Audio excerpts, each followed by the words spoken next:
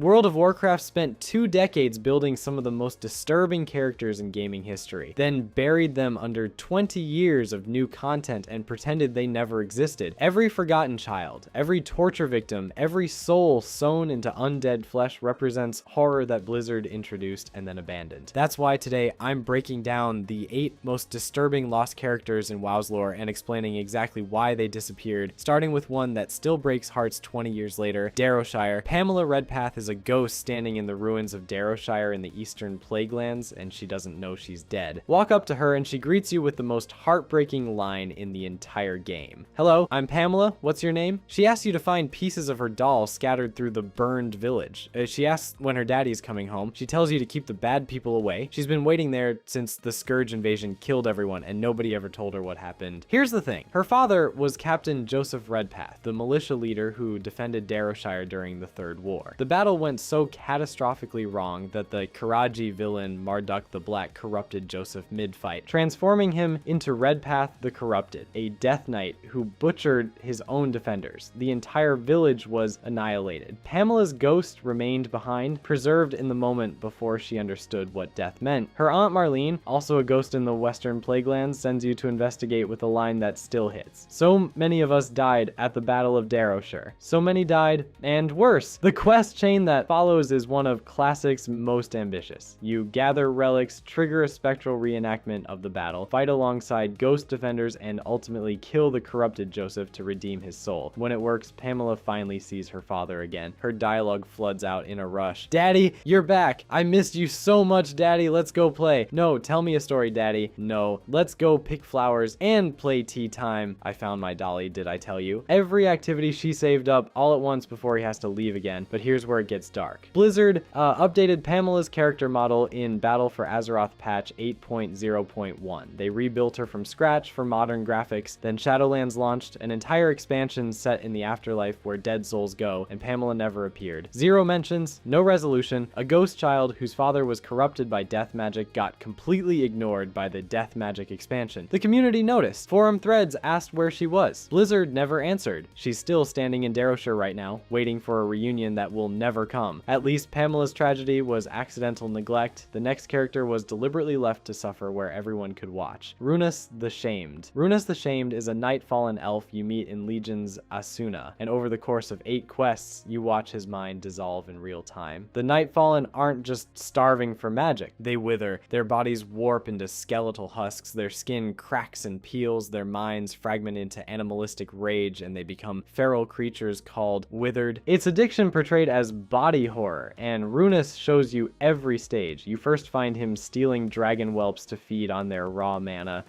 When confronted, his anger breaks immediately. "I surrender. Please, my friend, forgive me." Feeding on such raw energy, it clouds my judgment. I hope you can see beyond my tattered robes and desperate behavior. I am not a monster. He becomes your companion, guiding you through Azuna with intelligence, humor, and genuine warmth, but the quest chain literally tracks his deterioration in its titles. Runaz the Shamed, Runaz Knows the Way, The Hunger returns, Cursed to Wither. Each one shows him getting worse. His dialogue starts fracturing, sentences trail off mid-thought. He forgets what he was saying. Near the end he tells you, "This hunger is consuming my very mind. It is taking every ounce of my energy to just," and that's where the sentence ends. He can't finish it. In the final quest, Hunger's End, Runaz withers completely. He forgets your name, he forgets his own name, he attacks you as a hostile withered mob, and the only option the game gives you is to kill him. Here's what makes it worse. No cure exists in the quest line, no magical solution, no last minute rescue. The screen just fades and moves on to the next zone like you didn't just mercy kill someone who called you friend. The transformation is final, and the game treats it as background noise to Asuna's larger story about ancient night elf ruins. But the community didn't forget. Players flooded the WoW forums for years asking Blizzard to revisit Runus, to find a cure in a later patch, to discover his soul in Shadowlands and give him peace. He never appeared. The Afterlife expansion that brought back dozens of minor lore characters completely ignored the one whose death players actually witnessed and mourned. Runus exists only in Azuna's level scaling content now. Devastating character arc that modern players players sprint past for experience points. At least Runas' horror was fantastical. The next character's crimes were disturbingly human. Stalvan Mistmantle. Stalvan Mistmantle was a school teacher in Westfall who murdered his teenage student, her fiance, and possibly her entire family with an axe because she didn't return his feelings. And Blizzard named the victim Tiloa as a direct reference to Lolita. This isn't subtext. The name is a confirmed anagram, and the entire questline parallels Nabokov's novel about a predator's obsessive self-justification. The Legend of Stalvan quest chain is a 13-part investigation spanning Moonbrook, Goldshire, Stormwind, and Duskwood, where you piece together what happened by finding scattered journal pages. The early entries show optimism, a man taking a tutoring position with the Flintridge family, finding purpose in teaching their children. Then Tiloa introduces her fiance and calls Stalvan just my tutor Uncle Stalvan. He's a nice old man. His journal twists immediately, anger and fury the likes of which I never knew existed. How dare she? At that word, my cheeks flushed with heat. The progression is methodical and sickening. Each page shows rational thoughts collapsing into rage at being rejected by someone he had zero right to pursue. The final entry before the murders reads, "A black void lurks within me now, and it grows with each waking moment. The blood I shall spill pales in comparison to the tears I have shed. Then he butchered them." Stalvan's Reaper, the item dropped from his corpse, is literally the murder weapon, an axe he used on a teenage girl and her young fiancé for the crime of being in love with someone who wasn't him. After the killings, he retreated to Manor Mistmantle in Duskwood, where the cursed forest consumed him and transformed him into an undead revenant. The Cataclysm revamp added his Worgen brother Tobias, who confronts Stalvan's ghost in the manor. Stalvan confesses everything. Then he delivers the line that makes the encounter unforgettable. "You see, brother,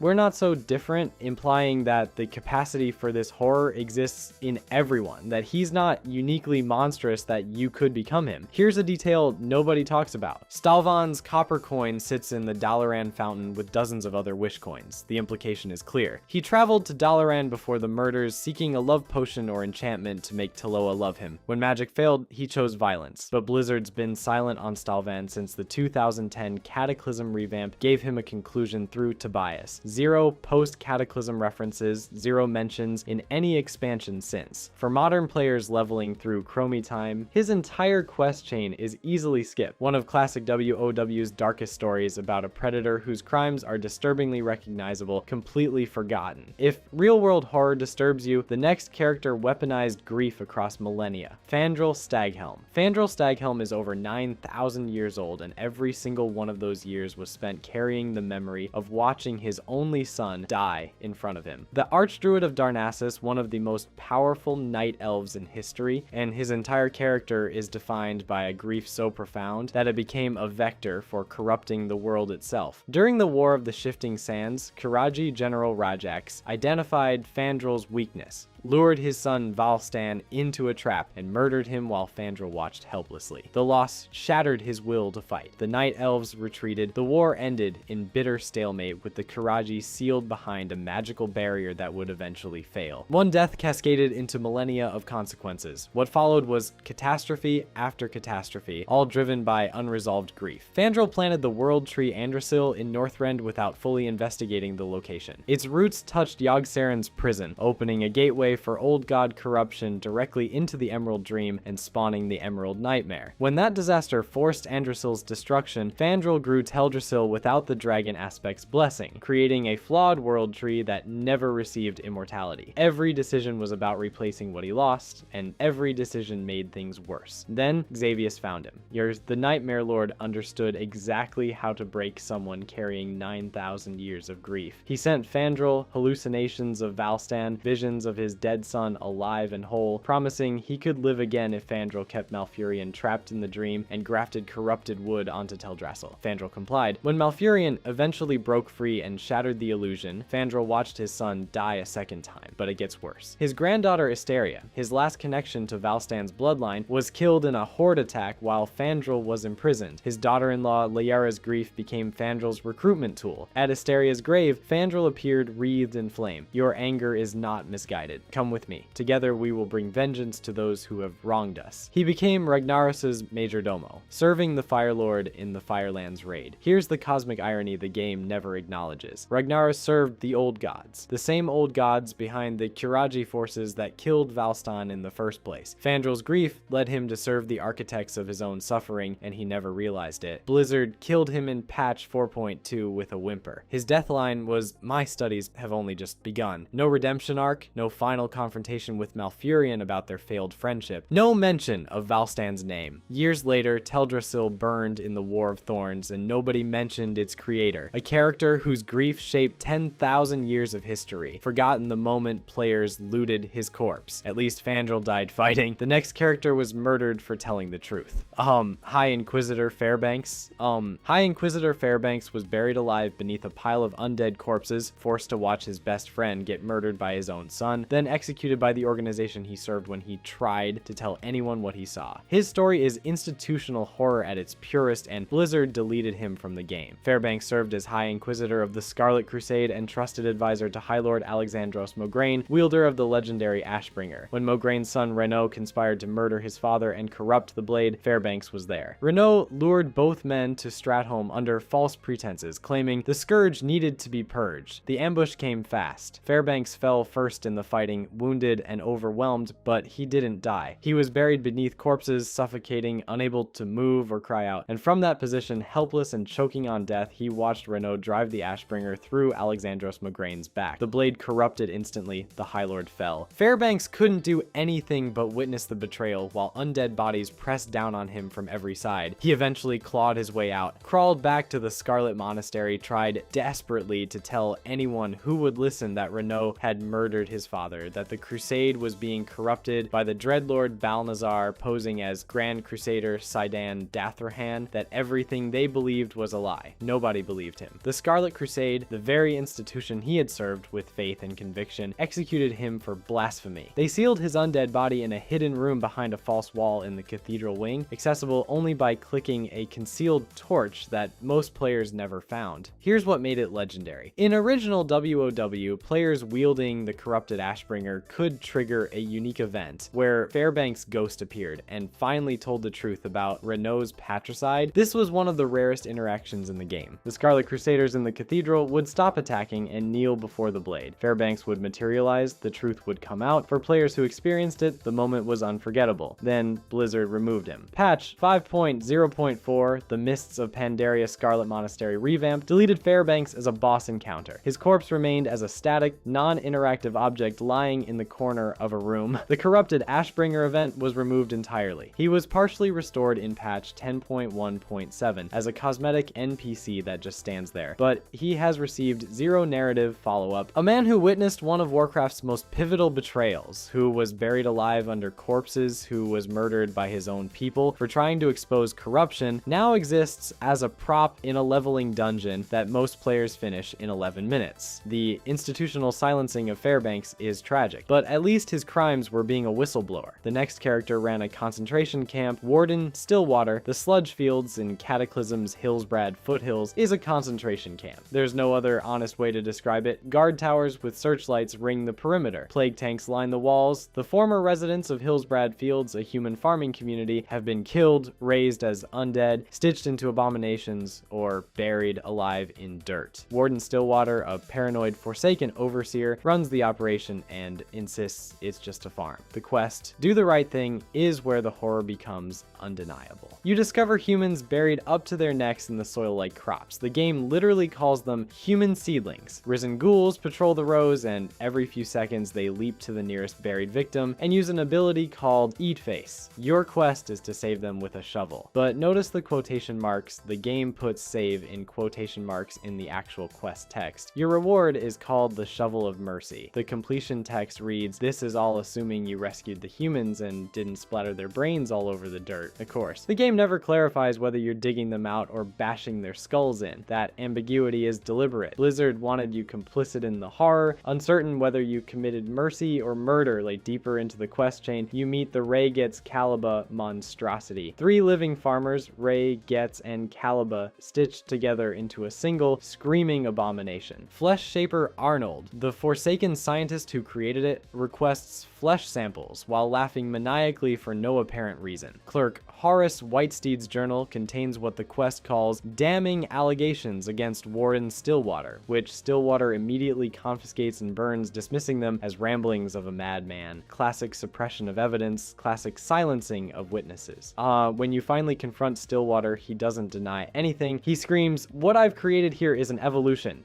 This is how the Forsaken will thrive, not through some magical winged fairy sprinkling happy dust on corpses. His defense is efficiency, progress, the future of his people. Every real-world justification for atrocity transplanted into a fantasy game and delivered with full sincerity." Here's what makes it unresolved. Stillwater dies at the end of the quest chain, but the sludge field's implications were never addressed by the Forsaken leadership. Sylvanas never commented, the Horde Council never investigated. The broader questions hang in the air. How many of these camps exist? Who authorized them? What happened to the surviving human seedlings after you saved them? Were there more Ray Gets Kalaba monstrosities in other facilities? Battle for Azeroth's Fourth War touched on Forsaken war crimes broadly, the raising of enemy dead, the moral compromises, but it never referenced Hillsbrad specifically. The sludge fields exist in perpetual cataclysm phasing, running forever for new players with zero acknowledgement from the modern story. Blizzard built a concentration camp, let you participate in its operation with deliberate moral ambiguity, then never spoke of it again. Stillwater's crimes were systematic and industrialized. The next character made torture personal, Dr. Theolen Krastenov. Dr. Theolen Krastenov earned the title The Butcher as chief torturer of Scholomance, the Scourge's school of necromancy, built in the catacombs beneath Caer Darrow. He was responsible for providing raw materials for necromantic experiments, which is a clinical way of saying he tortured people and harvested their body parts for classroom dissection. He authored the in-game book Crimes Against Anatomy. Wowpedia draws the comparison explicitly. His character was likely inspired by Joseph Mengele, the Angel of Death of Auschwitz. But here's what makes Krastenov uniquely horrifying. He didn't just torture people to death. He used magic to keep them alive through injuries that should have killed them instantly, extending their suffering indefinitely for the sake of more data. His most documented victims are Ava and Lucian Sarkov, servants of the Barov family who hid inside Caer Darrow for 6 months as Scholomance transformed the castle around them. They scavenged food from the kitchens, they listened to screams echoing through the halls that they couldn't explain. They thought if they stayed quiet and hidden, they might survive. Eventually, Krastenov found them. Eva's ghost testimony is among the most harrowing text in the entire game. She tells you, he introduced himself as Dr. Theolen Krastenov. We came to know him as the Butcher.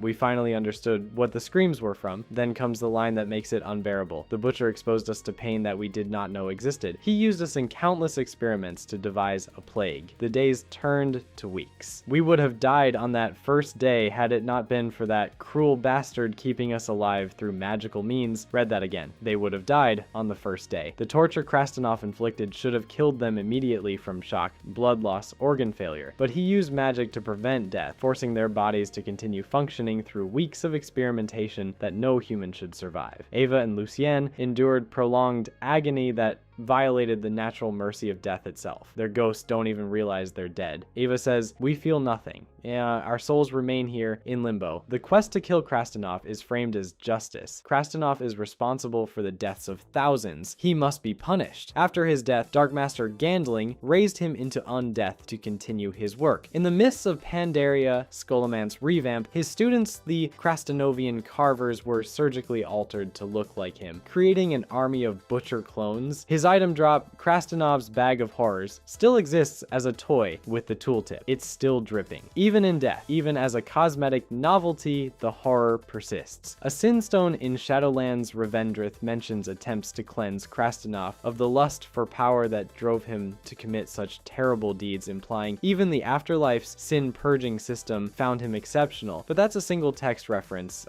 He never appeared as a character. Here's what Blizzard did to him. The original Scholomance, where Krastenov's full horror was on display with Eva and Lucien's testimony, and the quest chain establishing his crimes was removed entirely in patch 5.0.4. He was demoted to a rare spawn boss in Heroic Skullomance with zero story context. Players who started after 2012 have no idea who he is or what he did. The Legacy of Skullomance achievement in patch 10.1.5 partially restored access to the old dungeon, but his character has received no narrative attention in over a decade. A torturer whose victims couldn't die, whose methods paralleled real-world atrocities, whose story was literally deleted from the game. But at least Krastenov's evil was his own. The final character is a prison of innocent souls who never chose their fate, Thaddeus. Thaddeus is a massive flesh golem in Naxxramas built from the bodies of women and children, and their souls are still conscious inside him, screaming for mercy. This is the single most disturbing entity Blizzard has ever created, and they never addressed it again after players killed the boss. Commander Eligor Dawnbringer delivers the canonical description. Thaddeus, built from the flesh of women and children, it is said that their souls are fused together, eternally bound within that foul prison of flesh. The Dungeon Journal confirms it. Pieced together from the flesh of innocent women and children, this massive abomination dwells in one of Naxxramas' experimental laboratories. He stands in the construct quarter, flanked by the smaller whites Stalag and Fugen, connected to Tesla coils in a laboratory that runs on suffering. The victims weren't warriors. They weren't soldiers captured in battle. They were people the Scourge deemed too weak to serve as individual units, so Kel'Thuzad's necromancers stitched dozens of them together into a single monster. The sound design makes it unbearable. Ambient screams echo constantly throughout the construct quarter. Lighter voices layered with deeper ones, children and women overlapping in perpetual anguish. Players have documented the dialogue, "Please stop, help me, save me, please, no!" These screams cease only when Thaddeus dies. His voice lines carry traces of the souls trapped within. On aggro, he growls, "You are too late, I must obey." The phrasing suggests awareness and reluctance. Community members reported hearing a woman's voice beneath his deep register, as if multiple voices were trying to speak through the same throat. He's not a willing servant of the Lich King, he's a prison of innocent people, forced to obey commands while fully conscious of what they're doing. Then comes his death line. Two words that elevate Thaddeus from disturbing to genuinely haunting. Thank you. The souls inside were awake. They were aware. They felt every moment of their imprisonment in rotting flesh, stitched together with necromantic thread. They experienced every raid encounter, every reset, every player who walked past them in the construct quarter and didn't know what they were hearing. And when players finally killed Thaddeus, the souls thanked them, because death was mercy, annihilation was freedom. Players weren't defeating a villain, they were performing a mass mercy killing on dozens of trapped innocents who had been screaming inside a flesh prison for years. Here's what makes Thaddeus unforgivable. He appeared in the original 40-man Naxxramas in 2006, the recycled Wrath of the Lich King version in 2008, and the Season of Discovery Classic Revival. But he has never been narratively addressed outside of Naxxramas. Never. He never appeared in Shadowlands, an expansion literally about souls in the afterlife and what happens to them after death. The most obvious candidate in World of Warcraft's entire roster for a Shadowlands redemption story, and Blizzard ignored him completely. The women and children fused into his body were never named, never mourned, never freed in any storyline. Their souls thanked you for killing them, and Blizzard never thought about them again. Thaddeus holds the distinction of being World of Warcraft's most horrifying creation and its most comprehensively forgotten one. The screams stopped when players killed the boss for loot, and that was the end of the story. These 8 characters represent some of the darkest horror Blizzard ever put in World of Warcraft, and every single one was abandoned, deleted, or ignored. The game moved on to new expansions, new villains, new storylines, and nobody ever looked back at the screaming children stitched into flesh, or the ghost waiting for her father, or the man buried alive for telling the truth. 20 years of disturbing lore lost beneath 2 decades of content. If you enjoyed this video and want to see more, click the video on the screen now.